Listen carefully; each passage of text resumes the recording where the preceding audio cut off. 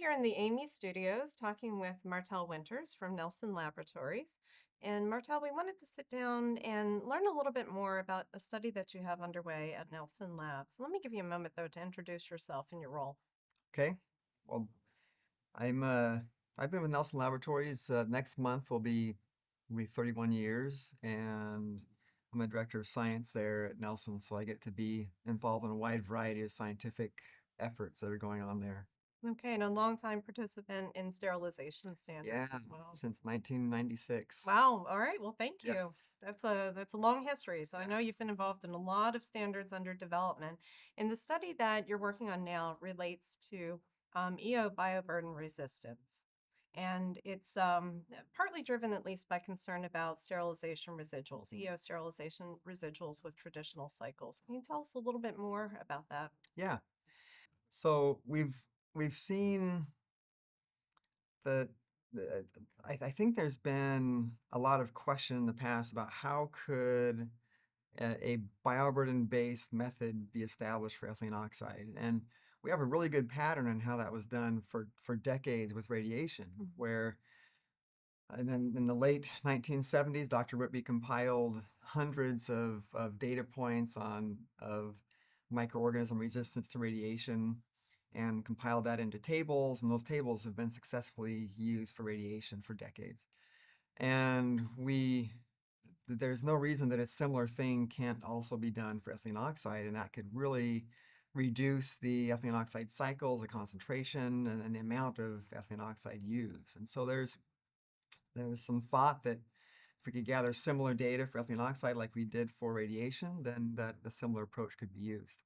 Okay, so, and that's where you are right now is with the data gathering. So tell us what the plans are for that. Yeah, very early stages. So the way Dr. Whitby did it was he had access to hospital packs that had very high bioburden.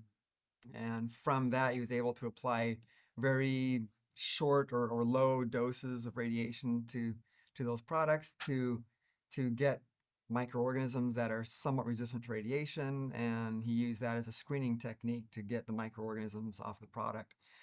And that's the same approach we want to take here is obtain product with relatively high bioburden, apply some short EO cycles and see what grows, and then we can characterize those microorganisms. Okay, so this is really interesting research. I know industry really wants this. How can we help to support this effort? What can we do? Yeah, we need product with high bioburden. So we've been asking around for manufacturers that are willing, hopefully, to either donate or a low cost provide product which has not been sterilized with relatively high bioburden that we can use to start to gather these data.